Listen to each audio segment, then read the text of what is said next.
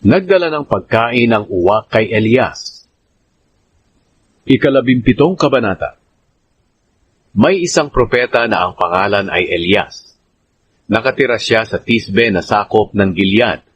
Sinabi niya kay Ahab, "Tinitiyak ko sa iyo, sa harap ng buhay na Panginoon, ang Diyos ng Israel na aking pinaglilingkuran, na wala ni hamog o ulan na darating sa loob ng ilang taon, hanggat hindi ko sinasabi na umulan o humamog." Pagkatapos sinabi ng Panginoon kay Elias, "Umalis ka rito, tuntunin mo ang daan pasilangan, at magtago ka sa daluyan ng tubig Kerit, sa bandang silangan ng Jordan. Sa ilog ka uminom, at uutusan ko ang mga uwak na magdala sa iyo ng pagkain doon." Sinunod ni Elias ang utos ng Panginoon sa kanya. Pumunta siya sa daluyan ng tubig sa Kerit, sa bandang silangan ng Jordan, at doon nanirahan. Dinadalhan siya ng mga uwak ng tinapay at karne, tuwing umaga at gabi, at sa ilog siya umiinom. Ang biyuda sa Zarephath. Kinalaunan, natuyo ang ilog, dahil hindi na umuulan. Iniutos agad ng Panginoon kay Elias, "Pumunta ka sa Zarephath sa Sidon, at doon ka manirahan. May isang biyuda roon na inutusan kong magpapakain sa iyo." Kaya pumunta si Elias sa Zarephath. Pagdating niya sa pintuan ng bayan, may nakita siyang biyuda na nangangahoy. Sinabi niya sa babae, "Pakiusap, dalhan mo ako ng kaunting tubig na maiinom." Nang paalis na ang biyuda para kumuha ng tubig, sinabi pa sa kanya ni Elias, "Pakiusap, dalhan mo rin ako ng tinapay." Sinabi ng biyuda, "Nagsasabi po ako ng totoo, sa harap ng buhay na Panginoon na inyong Diyos, na wala na akong tinapay. Ang natitira na lang ay isang dakot na harina sa mangkok, at kaunting langis sa banga. Nangunguha nga po ako ng ilang pirasong kahoy dito, para dalhin sa bahay at lutuin ang natitirang harina para sa akin at sa anak ko.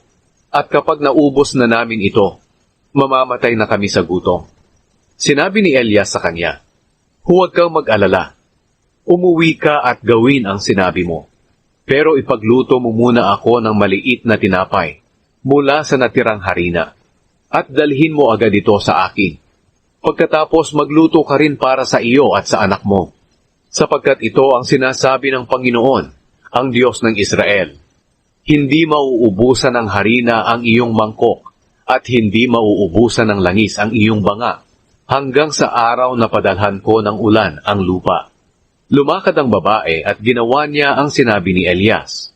Kaya may pagkain araw-araw para kay Elias, at para sa biyuda at sa kaniyang anak, sapagkat hindi nauubos ang harina sa mangkok, at hindi rin nauubos ang langis sa banga, ayon sa sinabi ng Panginoon, sa pamamagitan ni Elias.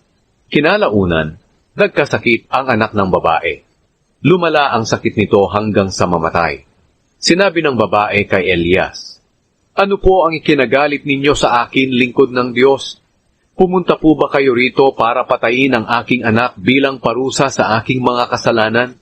Sumagot si Elias, "Ibigay mo sa akin ang bata." Kinuha ni Elias ang bata sa kanyang ina, at dinala ito sa kwarto sa itaas, kung saan siya nakatira. Inihiga niya ang bata sa kanyang higaan, at nanalangin siya sa Panginoon. "O Panginoon na aking Diyos, pinadalhan po ba ninyo ng pagdurusa ang biyudang ito na nagpatuloy sa akin sa pamamagitan ng pagkamatay ng kanyang anak?" Dumapa si Elias ng 3 beses sa bata at tumawag sa Panginoon, "O Panginoon na aking Diyos, buhayin po ninyo ang batang ito." Sinagot ng Panginoon ang panalangin ni Elias, at muling nabuhay ang bata. Pagkatapos, dinala ni Elias ang bata sa ibaba at ibinigay sa kanyang ina. Sinabi ni Elias, "Tingnan mo ang iyong anak. Buhay siya." Agad na sinabi ng babae kay Elias, "Ngayon napatunayan kong lingkod nga kayo ng Diyos, at totoong nagsasalita ang Panginoon sa pamamagitan ninyo.